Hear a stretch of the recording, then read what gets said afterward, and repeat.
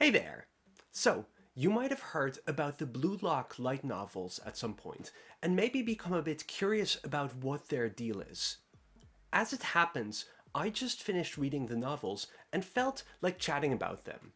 So what I'm going to do is first do some spoiler-free stuff, and then walk through my thoughts, my 2 cents on them in further detail.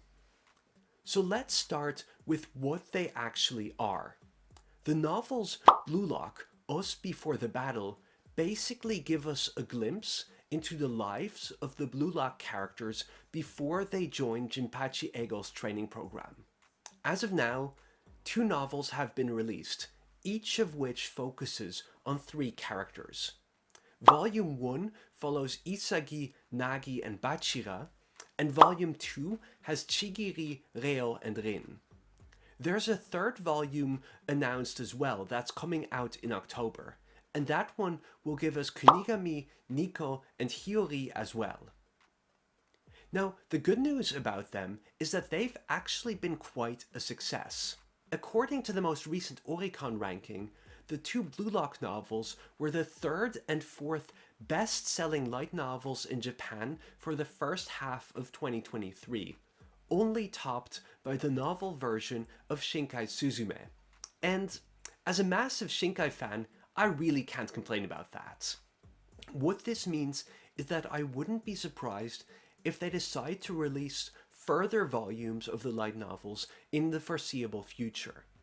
There's still plenty of characters left to cover after all. So now you might be wondering how you can access them.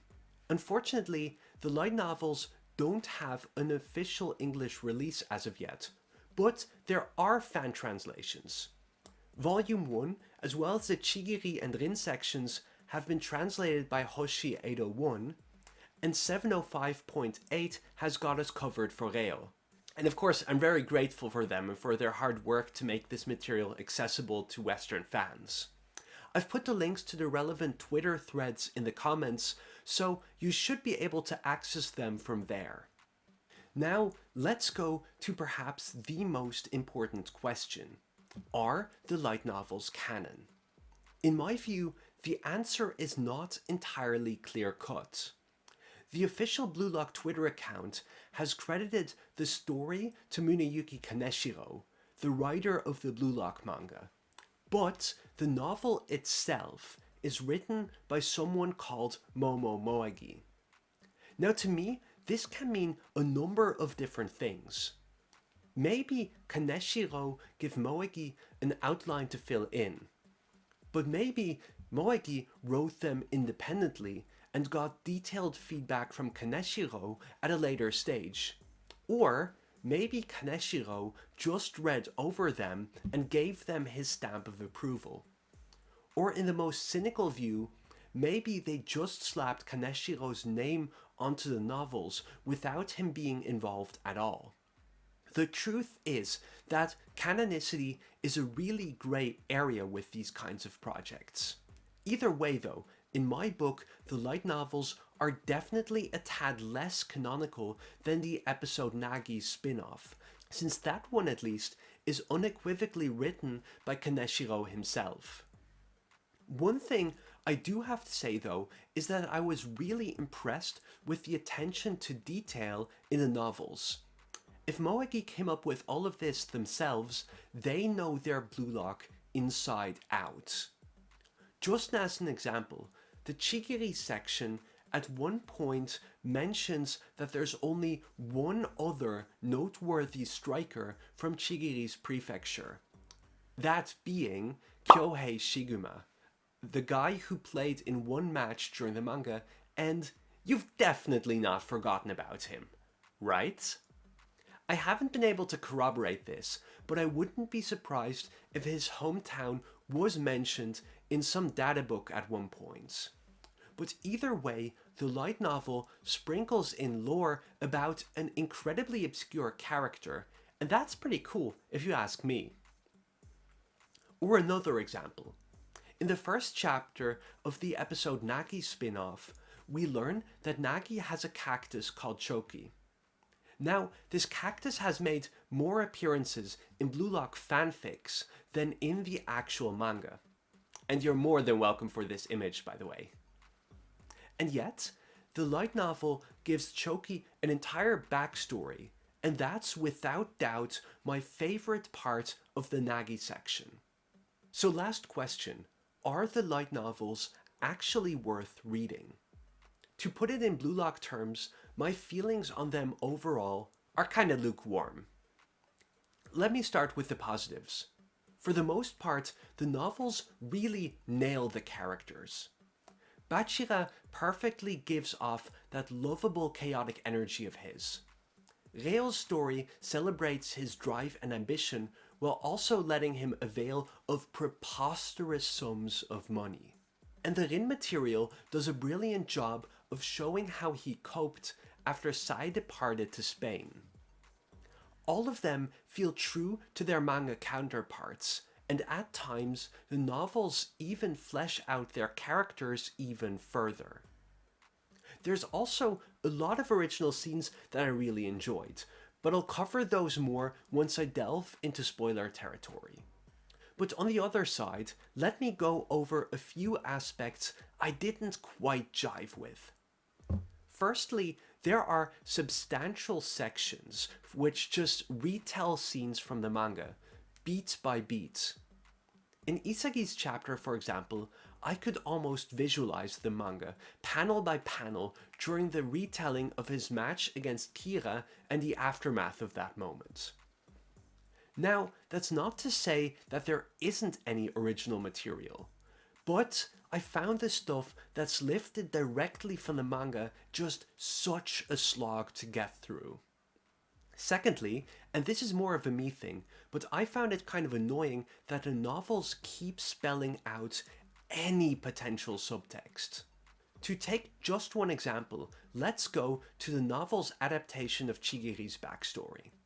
Just like in the manga, the Vanima twins taunt Chigiri after his accident. Whether you have talent or not, they say, that's all that is to it, right, Mr. Prodigy?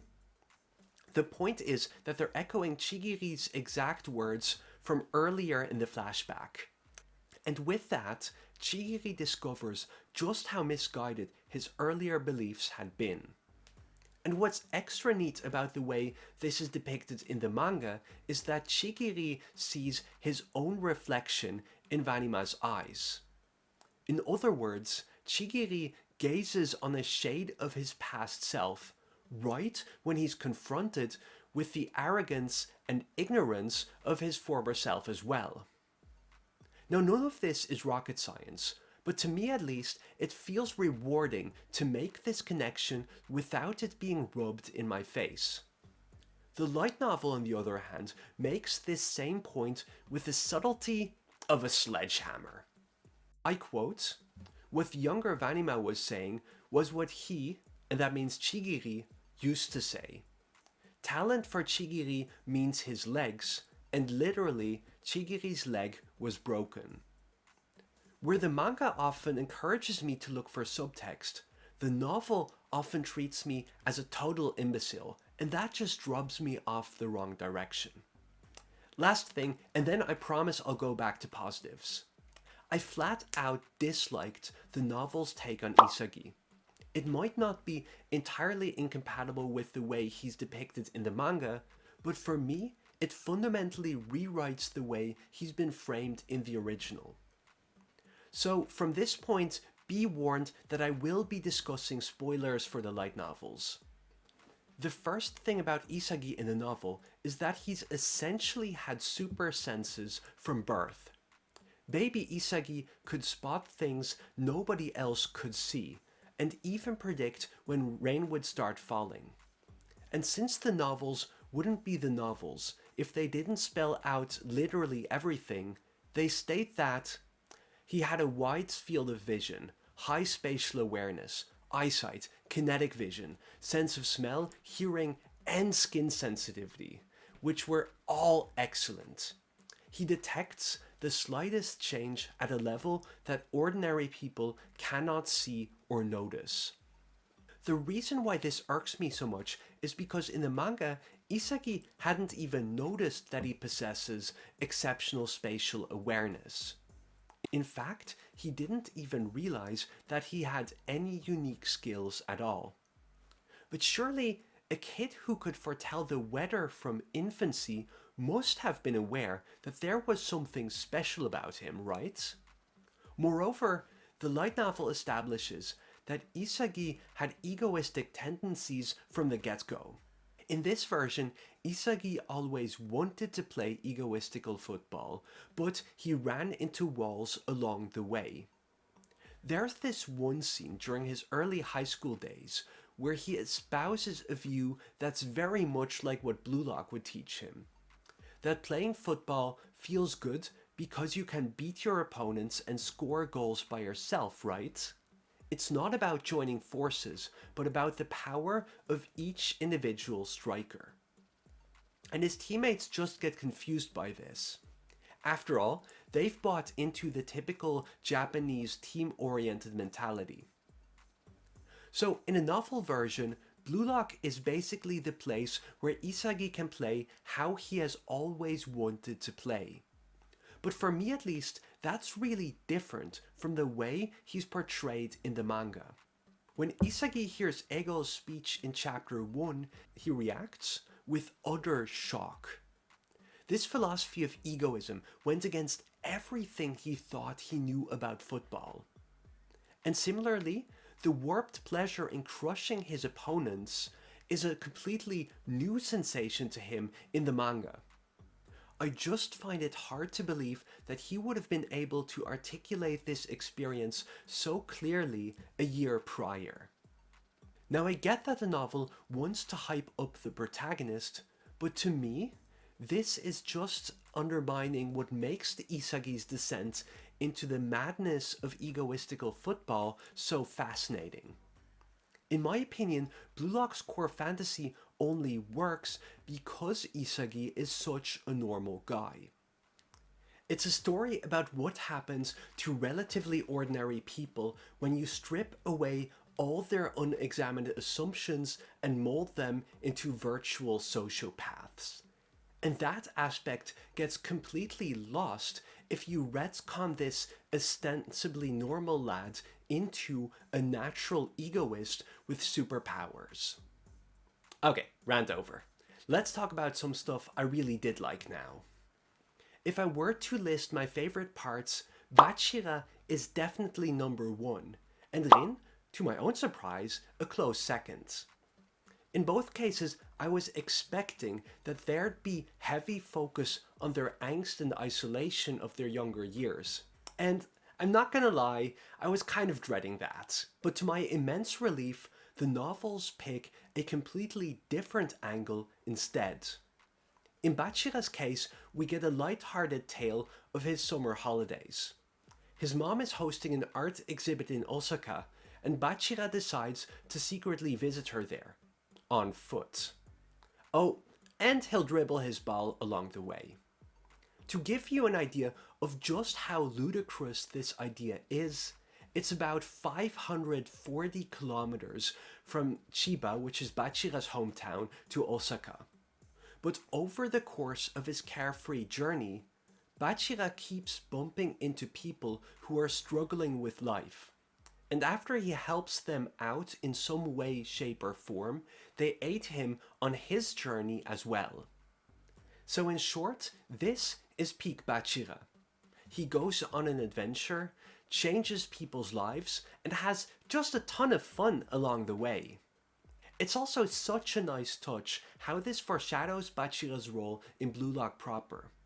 In the manga, after all, Bachira is always the one who's one step ahead of Isagi and drives him to become his best self. And that's exactly what he does in the light novel as well. Everywhere he goes, Bachira rekindles people's dreams and helps them move forward.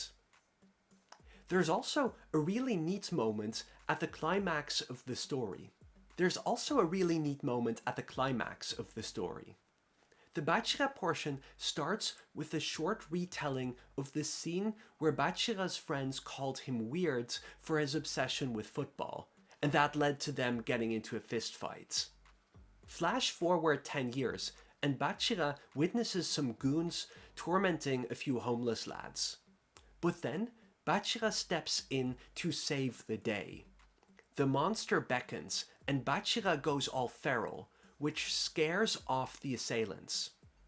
So basically, where Bachira's monster used to cause fights and isolate him, this time around he uses it to break up fights and forge relationships.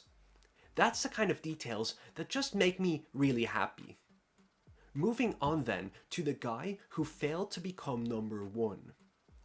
Rin's story mainly explores the moments between his two scenes from the U20 flashback. It's a glimpse into how Rin grappled with the absence of Sai and how he evolved as a result. To my surprise, this was by far the best character writing in the novels. For most of the manga, Rin is someone who never processed the trauma of being cast aside by his brother, and as a result, he's actually a very static character. If you think about it, Rin doesn't develop at all until the end of the U20 match.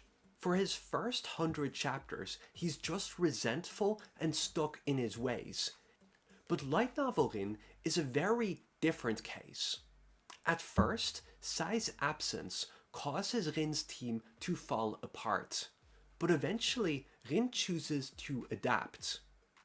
Where he first tried to score goals himself, he now focuses on manipulating his teammates instead.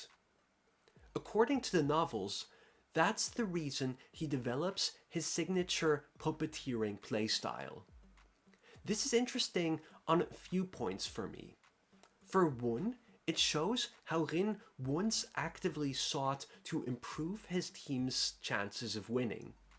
But also, unbeknownst to Rin, he's actually doing the very same thing as Sai did in Madrid. He compromised on his ego in order to succeed within an established football ecosystem. The other thing I found really cool is how the novel traces Rin's gradual descent into madness. As noted in the character book as well, Rin has a passion for everything horror. So while Rin plays nice by day, he ingests unadulterated terror and bloodshed by night. This is the terrifying outlet for all of his pent-up frustrations, and as you follow Rin settling into his routine, you just know that he could snap at any moment. The suspense is top-notch, and it's paid off when Rin's switch eventually flips. One day, Rin faces a team he can't beat with his usual methods, and so he unleashes his egoistic, destructive tendencies, tongue hanging out and all. More than with any other character, the novels make Rin into an even more fascinating and terrifying presence. So with the more detailed discussion out of the way, here's a speedrun of random things I enjoyed. The reason why Nagi got his cactus choki. During his high school years, he had so few social interactions that he decided he needed to maintain minimal communication skills. But since a pet seemed like too much of a pain, he opted for a plant that requires as little care as possible instead. To me, all of this, just perfect. Next one. Bachira stumbles onto the ground at one point, and he goes all, "Whoa!" The reason? There was an acorn that had a really cool shape. It was the smoothest, shiniest, biggest, and best acorn he had ever seen in his life.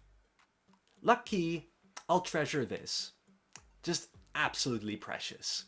There's a scene of Ego and Anri discussing Chigiri.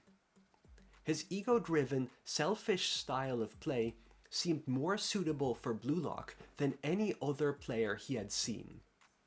I know that I was complaining about the novels making Isagi an egoist by nature, but for pre-accident Chigiri, I think this is really fitting, and something that's very nice to highlight the aspects of his character that we've seen maybe not so much of recently. Last but not least, Reo is actually my third favorite character in the novels.